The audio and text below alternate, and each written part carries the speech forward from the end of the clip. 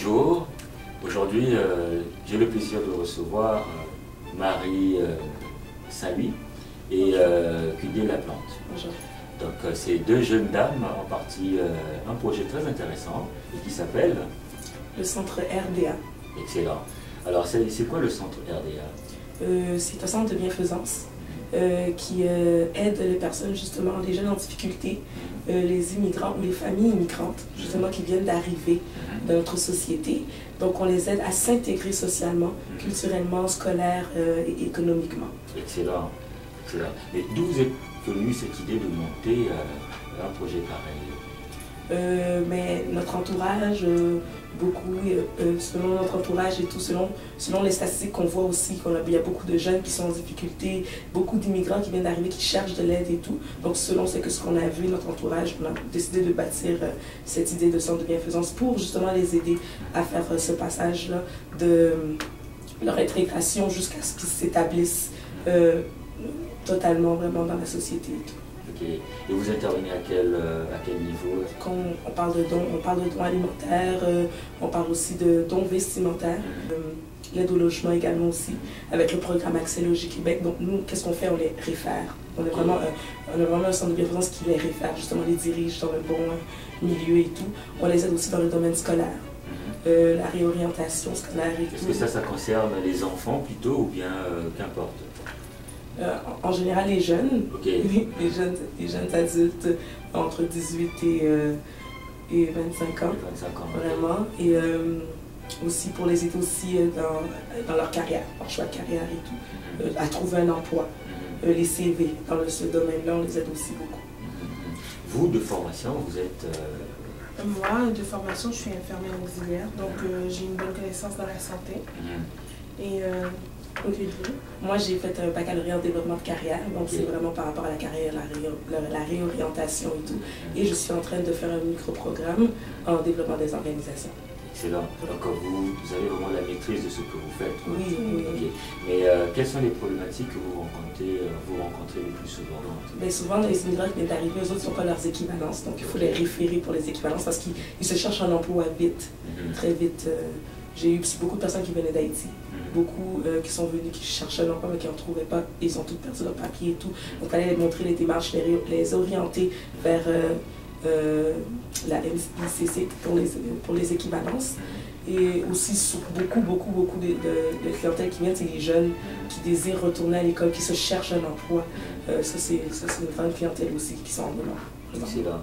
Mais monter un projet pareil, ça demande beaucoup d'organisation, beaucoup de travail.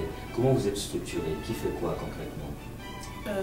Comme on peut le voir, on est plusieurs dans l'équipe. C'est une équipe que chaque département est divisé par notre niveau votre champ d'exercice. Exactement. Donc, comme Kudé a dit, elle a plus d'expérience dans le niveau administratif, et tandis que moi, comme je suis dans le domaine de la santé, donc je suis plus qualifiée pour donner des informations au niveau de la santé. Par exemple, où se trouve le CLSC, les tout ça, les services, c'est ça, dans ces domaines-là. Excellent. Je vois aussi que vous avez un service de halte garderie. Oui, c'est ça. Est-ce que c'est un service qui est gratuit, qui est payant, ou comment ça se passe? Pour le moment, ça n'a pas été réellement mis sur pied, mais au début, certainement gratuit parce que les personnes qui viennent d'arriver n'ont pas de moyens non plus. Alors, ça sera aussi une façon pour eux autres aussi de pouvoir laisser leurs enfants pour pouvoir entretenir leur projet, chercher un logement ou avoir des formations ou les référer à certains centres qu'ils ont besoin. Tout simplement entreprendre des démarches qui visent à chercher un travail. Excellent, félicitations. Et ça vous a pris combien de temps pour monter un projet pareil? Le projet, on a eu cette idée-là depuis l'année passée, juin 2010. Donc c'est à peu près 1 an. 1 an à peu près? Oui. Okay. Avec plusieurs, parce qu'on a un conseil d'administration, souvent on faisait des réunions chaque 2 mois pour bâtir cette entreprise. Il est en train de se mettre sur pied. On a également des boîtes de dons qu'on a mises dans différents magasins pour recevoir des dons. On a fait un souper bénéfice tout récemment, également aussi pour récolter des dons. On a ramassé quelques fonds, presque je sais pas si je dois dire le montant, mais une belle somme d'argent. Okay. Oui, et c'est ça. Okay. Est-ce que vous avez des besoins particuliers? Parce que pour venir en aide à autant de personnes, ça nécessite des moyens colossaux. Comment vous organisez? Est-ce que vous ne vivez que des dons? Présentement, on vit que de dons présentement. On projette faire des demandes de subventions également aussi. Et on aimerait vraiment récolter les dons des gens qui peuvent réellement nous aider, qui aimeraient soutenir notre projet, parce qu'on aimerait réellement avoir un bel emplacement pour pouvoir accueillir cette clientèle-là et pouvoir les aider.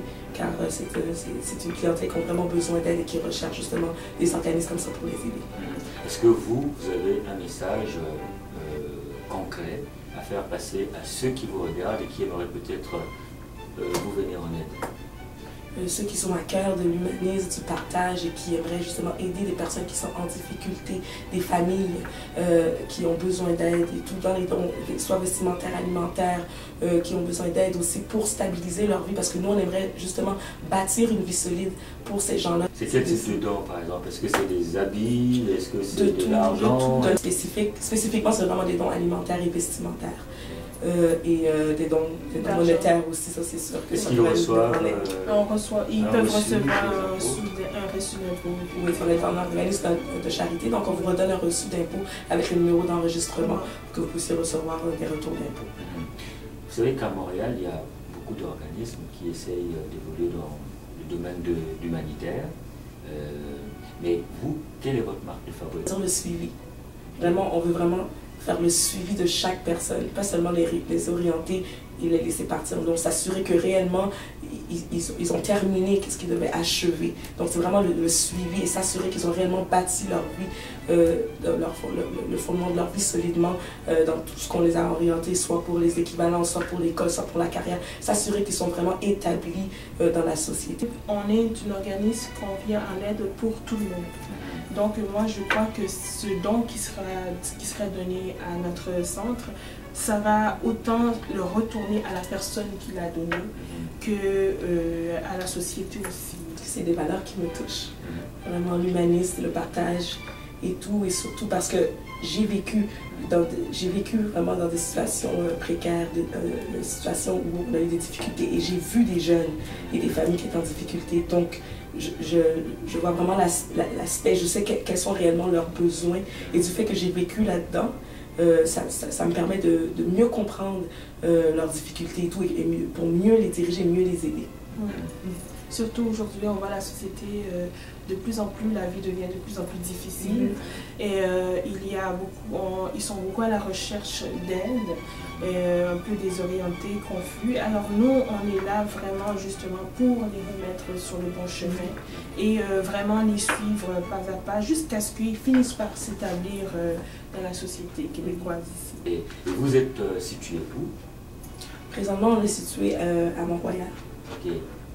Au 183 chemin Bates, coin Rockland, donc on est présentement à Mont-Royal. Et vous cherchez un local plus dans les milieux justement où se situe ce genre de clientèle. Ouais, plus vers Montréal-Nord et tout, Saint-Michel. Donc c'est vraiment un autre emplacement qu'on se cherche.